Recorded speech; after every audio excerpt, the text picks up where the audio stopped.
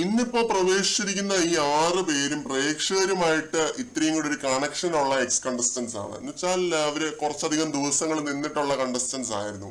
ഇതിനകത്ത് രേണുസുതി ഒഴികെയുള്ള ബാക്കി എല്ലാവരും അത്യാവശ്യം നല്ല രീതിയിൽ ഗെയിമും കാഴ്ചവെച്ച് തന്നെയാണ് ഔട്ടായത്. പക്ഷെ രേണുവിന്റെ ഒരു പെരുമാറ്റം എനിക്ക് ഇഷ്ടപ്പെട്ടു. അനീഷിന്റെ അടുത്ത് അനീഷിനെ കണ്ട വേണേ കുഞ്ഞേ മോനെ എന്നൊക്കെ വിളിച്ചിട്ടാണ് മിണ്ടുന്നത്. മോനെ എന്നാ ഉണ്ടടാ, സുഖമാണോ എന്നൊക്കെ ചോദിച്ചിട്ട് മിണ്ടുന്നുണ്ട്.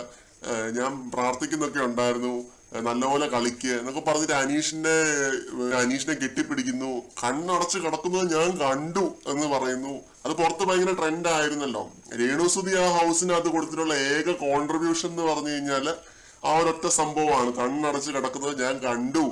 അനീഷ് ക്യാപ്റ്റൻ ആയിരുന്ന ആഴ്ച രേണുവിനോട് പറഞ്ഞ ഒരു ഡയലോഗാണ്. അത് ഭയങ്കര ട്രെൻഡ് ആയിരുന്നു. എല്ലാവരും അത് എടുത്ത് ആവശ്യമുള്ള സ്ഥലത്തും ആവശ്യമില്ലാത്ത സ്ഥലത്തും ഒക്കെ എടുത്ത് യൂസ് ചെയ്യുന്ന ഒരു സംഭവമാണ്. അപ്പൊ അത് രേണു പറയുന്നുണ്ട്. കേട്ടപ്പോ എനിക്ക് തോന്നുന്നു അനീഷിന് മനസ്സിലായെന്ന് തോന്നുന്നു. അത് പുറത്ത് നല്ല വൈറലായിട്ടുണ്ട്, മനസ്സിലായി കാണും.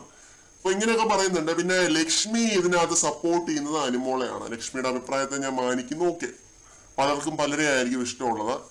നിങ്ങൾക്ക് ആരെയാണ് ഇഷ്ടം എന്നുള്ളത് കമന്റ് സെക്ഷനിൽ പറയാം. 7 ഫൈനലിസ്റ്റുകളിൽ ഈ സീസൺ ആര് വിജയിക്കണമെന്നാണ് നിങ്ങളുടെ ആഗ്രഹം കമന്റ് സെക്ഷനിൽ പറയുക. കമന്റുകൾ നമ്മൾ നോക്കുന്നതായിരിക്കും. കൂടുതൽ അപ്ഡേറ്റുകളുമായിട്ട് വീണ്ടും കാണാം.